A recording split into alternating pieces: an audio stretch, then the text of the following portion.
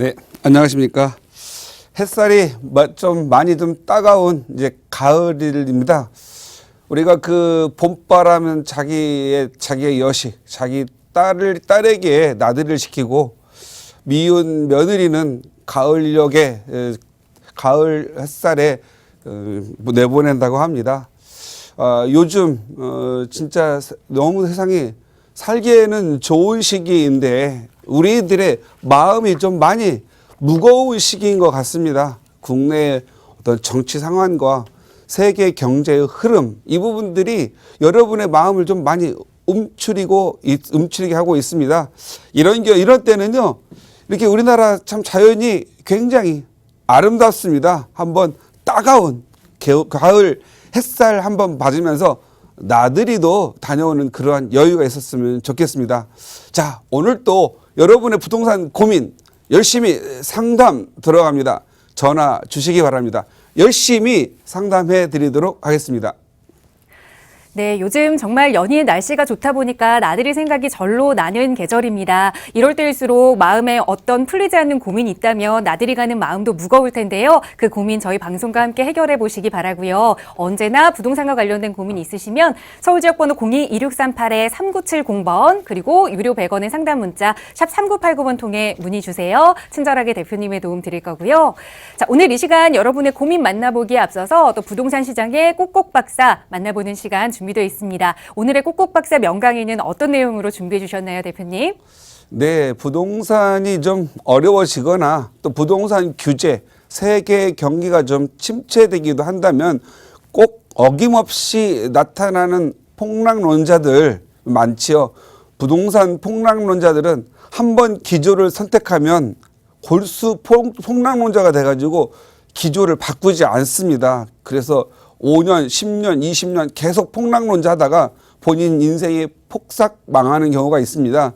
이들에게는 세상이 망하고 부동산이 폭락이 돼야만 시원한가 봅니다. 또다시 폭락론자분들이 거세게 지금 현재 부딪히고 있는데 제가 봤을 때는 부동산은 상승과 하락을 주기적으로 가는 그런 세계지요. 그래서 부동산도 하나의 투자의 세계이기 때문에 일방적으로 폭락 이런 형태가 아니고 서로 부동산의 흐름을 좀 이해하는 게 좀 좋을 것 같아. 그래서 오늘은 제목을 부동산 투자 폭락론자를 믿지 말고 또 다른 10년을 믿어라라는 제목으로 잡아봤습니다.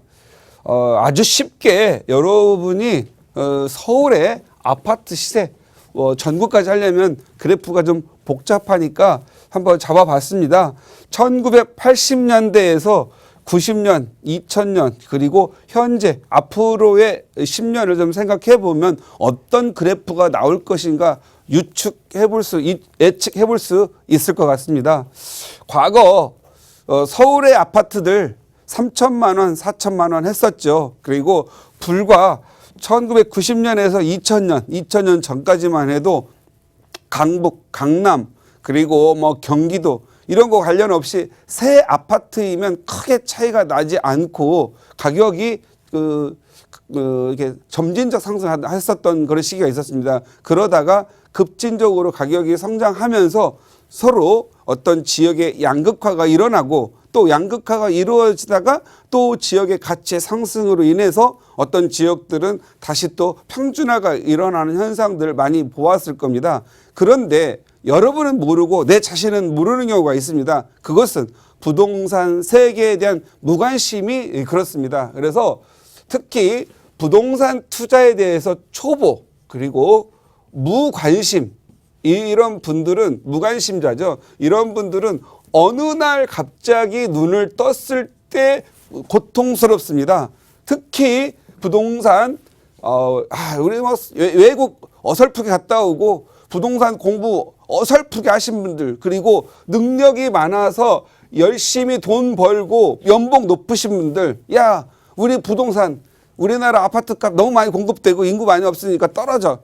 그리고 어떠한 그 폭넓고 아니면 또 지역적 이런 디테일한 세계를 보지 아니하고 그냥 하나의 부동산의 세계로 보죠. 자기가 본 것만 보려고 하죠. 그래서 이런 분들은 왜 부동산 그거 산이 그냥 전세 살고 임대주택 많은데 그거 살다가 그냥 뭐 한 세상 잘 먹고 가면 되는 거지. 그런 분들이 이제 서서히 은퇴 시기에 도달해 와서 눈을 뜨지요. 조금 마음의 여유를 갖고 그러다가 부동산 세계를 들어보고 나서 크게 실망합니다. 그것도 매우 크게 실망하죠. 아, 나의 능력, 나의 신용이면 그냥 관심만 가졌어도 내가 저런 친구들, 내보다 공부를 못했던 친구, 나보다 돈 못 벌던 친구들보다 내가 더 못 살지는 않았을 텐데 하는 마음이 있습니다. 그런 분들을 보면은 꼭 젊은 시절에 폭락론자들 한번 만나가지고 그걸 심취하게 따라가는 분들이 많이 있습니다. 적어도 오늘 이 시간 우리 박스경제TV를 보시는 분들은 폭락론을 너무 믿거나 맹신하지 마시기 바랍니다. 부동산은 항상 하락과 상승을 계속적으로 주기적으로 반복하고 있다라는 그거 생각하시고 항상 오늘 생각하지 말고 또 다른 10년 후를 생각하시고 또 다른 10년 후에 내가 뒤처지지 않는 사람이 되고 경제적으로 또 남에게 지지 않는 그러한 부분 적어도 게임을 경쟁을 하지 않아도 돼요. 그냥 남들만큼 살아가는 정도 따라가는 정도만이라도 되시려면 부동산에 관심 정도는 가지시기 바랍니다. 보통 부동산 세계에서 부자 되신 분들이요. 뭐 돈을 막 투자하고 우리 정부가 말하는 것처럼 막 투기하고 이런 분들이 아니에요. 그냥 조용히 좋은 지역에 사서 살다 보니 부자 된 분들이 있고요. 자식을 위해서 그냥 하나 너 그냥 여기 좀 살아. 너 근데 여유 자금 조금 놨던 것들이 성장을 해서 10억, 20억 된 거지 뭐. 샀다 팔았다 투기하고 한 사람들이 부자. 샀다 팔았다 늘상 하는 사람들이요. 지금 보면 이상한 거 잡아놓고 거품 물고 있는 사람들도 많다는 거죠. 부동산은 차분하게 시장을 보고 가는 겁니다. 그리고 다른 투자의 세계와 달리 좀 더 다른 투자의 세계에는 늘 이렇게 갈등도 많고 괴로움도 많고 공부도 많이 해야 됩니다. 그런데 부동산은요, 이 부동산 투자는 저는 이렇게 말씀드릴게요. 가정의 화목이다. 부동산 투자를 하시는 분들이나 갖고 계시는 분들은요, 집안이 좀 화목합니다. 대부분. 그런데 물론 안 하는 데 있지만 대부분이 그렇다라는 거죠.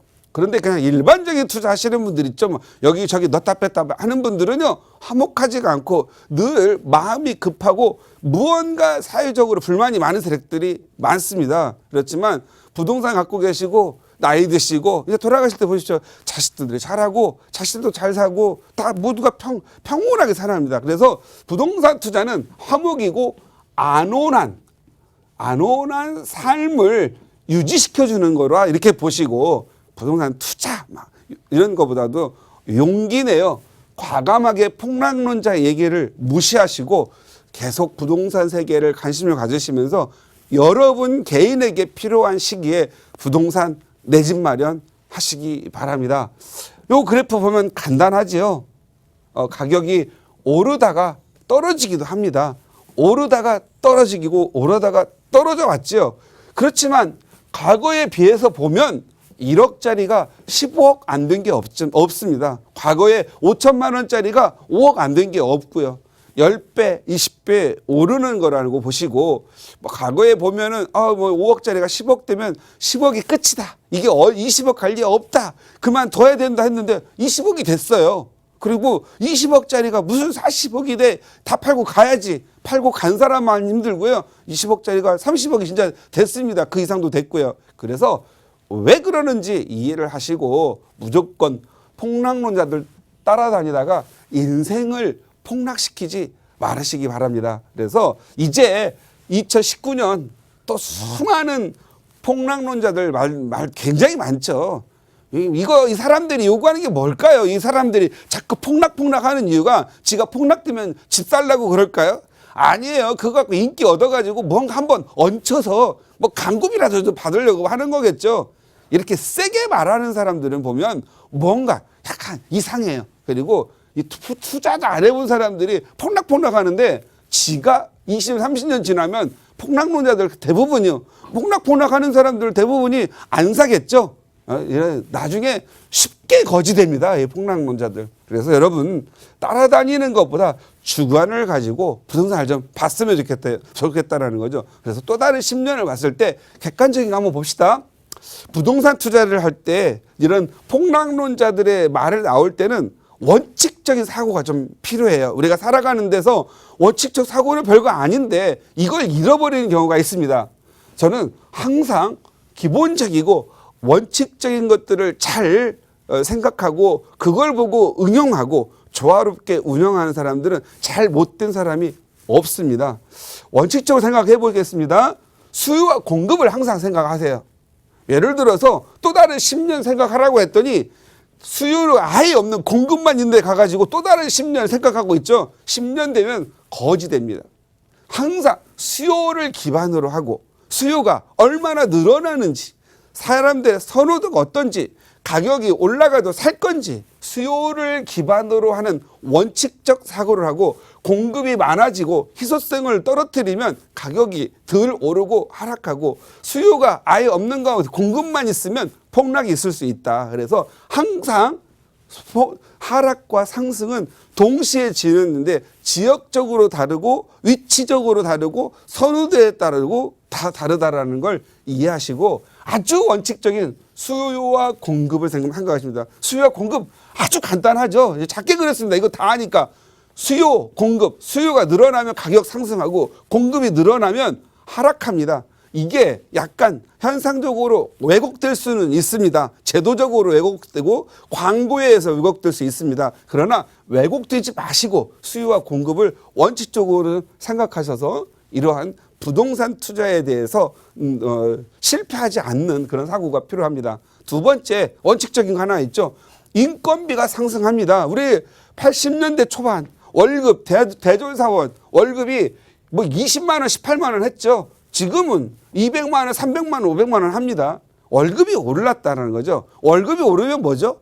무언가 사회적으로 인플레이션이 일어나고 있다는 거죠. 그러니까 물가가 상승한다는 거죠. 그래서 인건비의 상승 꼭 생각하시기 바랍니다. 인건비가 상승하면 원자재의 가격이 상승하죠. 자, 문재인 정부 들어와서 지금 현재 거의 인건비가 3년 동안에 30%가 넘게 올랐어요. 말이 최저임금비 30%지 그 위에는 어떻게 되겠어요? 분명히 가격이 계속 인건비는 오르죠. 인건비가 오르면 그냥 인건비만 가만히 오를까요? 원자재를 공급하고 생산하는 사람들은 가격 안 올리죠.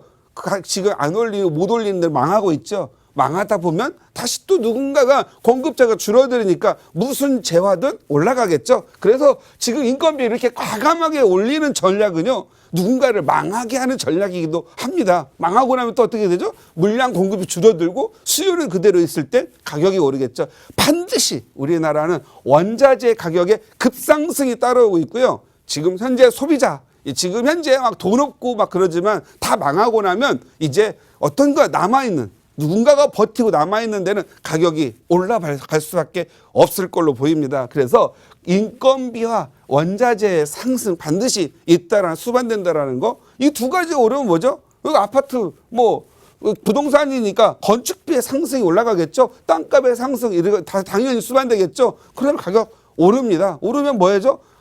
이제 화폐. 이거 뭐 간단해요. 인건비 너무 많이 고 원자재값 많이 뭐 어떻게 돼요? 물가 상승되니까 화폐 가치가 하락됩니다. 화폐 가치 하락되죠. 그러니까 사람들이 불안해하잖아요. 화폐 가치가 급락하니까 뭔가 이거 나도 뭘 하나 잡아야 되는 거 아니야? 그러니까 오히려 이 폭락론자들 작년에 어마어마하게 가격 떨어진다고 다 파르제끼라고 했던 사람들이요. 지금 그 사람 다 어디 갔는지 모르겠지만 또 이 사람들은 조정받고 또 올라가니까 또 폭락론자 나오겠죠. 이 사람들은 늘 폭락해요. 뇌 구조가 폭락 구조 하는 사람들은 폭락 돼요. 그렇게 되기 때문에 그런 나쁜 뇌 구조를 가진 사람들하고 상대하지 말고 원칙적인 생각을 하고 수요 공급이라도 제대로 설명하는 사람들을 만나서 상담하고 가야 됩니다. 예, 폭락하는 사람들은 머리가 한쪽 구멍이 나가 있어서 폭락 쪽으로 가 있다라는 거. 이런 거 생각, 인건비가 몰라. 이 폭락론 원자재가 어떻게 돌아가는 건지, 인건비가 어떻게 올라가는지 그런 계산을 안 해요. 계산 능력이 안 되죠. 한쪽으로 쏠리면요, 머리가 단세포가 되기 때문에 안 되는 거죠. 그래서 그런 부분이죠. 자, 그러면 인건비 올라가고, 건축비 올라가고, 원자재가 하면 전세, 임대주택 가격 또 올라가겠죠. 그러면 잘 보세요. 우리가 이 비교를 원칙적으로 생각해야 될 부분이니까 전세와 임대주택 사는 사람하고 내 집 마련하는 사람하고 한번 비교해 보세요. 1990년대, 2000년대, 2010년, 2013년이라도 전세 사는 사람과 내 집 마련하는 사람하고 또 5년 지난 지금 현재 차이가 어때요? 현저하게 재산적 차이가 나죠. 이 사람들 전세만 갖고 있는 사람들은 이 집 마련하기 힘듭니다. 그런데 전세 살고 임대 사는 사람들 조금 더 낮은 데 살고 갭 투자를 해둬가지고 언젠가 내 집 들어가야지 꿈세운 사람들 있죠. 그런 사람은 전세를 살았지만 내 집 마련을 해놨기 때문에 어때요? 지금 부자가 돼 있는 거죠. 앞으로도 그 현상이 있습니다. 그래서 일방적인 전세와 임대주택 사는 거 이것도 옳지 않습니다. 결국 승자는 내 집 마련한 사람인데 내 집 마련도 어떻게 해야 되죠? 수요가 있는 데 가서 사야지 공급만 있는 데서 산 사람들은 내 집 마련 안 하는 게 낫습니다. 그런데 차라리 전세만 사시고 수요가 많은 쪽에다 하나 갭 투자라도 해놔야 되겠죠. 이런 생각을 폭락론자는 못한다라는 거예요. 그래서 이런 거 항상 무언가를 원칙적으로 생각할 줄 알아야 되고 그 다음에 조합할 수 있는 능력이 필요하다. 그리고 인건비 많이 올라갔다고 그랬죠. 결국은 화폐 가치의 하락으로 인해서 결국 다시 또 가격이 상승된다. 숫자를 지금 생각해 보세요. 10년, 15년 전에 1억만 있었으면 했는데 지금은 10억이 좀 있었으면 해요. 이제 가격이 또 오르니까 이제는 한 30억은 있어야 먹고 사는 거 아니야? 30억의 얘기가 나오는 때 있는 거예요. 그러면 어떤 의미냐? 적어도 20년 전, 15년 전에 1억이 지금의 30억 정도 가치밖에 되지 않는다라는 거죠. 그러니까 반대로 30억이 과거에 1억 가치밖에 없는 거기 때문에 화폐 가치가 얼마나 급속도로 하락하고 있는지 알고 대부분 은행에다가 20년, 15년부터 은행에다가 뭐 5억, 1억 넣는 사람들이죠. 그런 사람들은 정신 좀 차려야 돼요. 세상 좀 돌아가는 걸 좀 알아야 되고요. 그리고 대출 한 번 안 받는 걸 자랑으로 여기는 사람들도 좀 정신 좀 차려야 돼요. 신용 있고 은퇴하기 전에 좀 은행에 돈 갖다라고 쓰라고 할 때 좀 활용도 하셔야 되는데 대출을 안 쓰면 대출 쓰면 정직하지 않은 것처럼 생각하는 사람들도 역시 좀 약간의 뇌내 혁명이 좀 필요하다. 자본주의 국가와 경제활동을 하는 나라에서는 무언가 유동성을 활용해야 되고 혼자가 살려가지 말고요. 좀 더 가족 경험이 있는 사람들과 상의를 해서 좀 더 나은 가치를 창출할 수 있는 걸 습관적으로 해보셔야 됩니다. 그래서 작은 것부터 해봐야 되고요. 돈이 없을 때부터 해야 되고요. 무슨 투자하라고 그러면 10억, 20억 있는 사람만 투자한 줄 알아요. 5천, 3천 갖고 있어도 시작하는 거예요. 없으면 형제자매끼리 아니면 친구랑 돈을 모아가지고라도 시작을 해서 리스크 해지 해가면서 해야 됩니다. 더 중요한 건 관심이고 연습이고 노력이 필요하다는 거죠. 그 다음에 우리가 또 투자할 때 생각해 보면 원칙적인 생각을 하지만 지역 가치의 상승을 주목하는 것도 굉장히 중요합니다.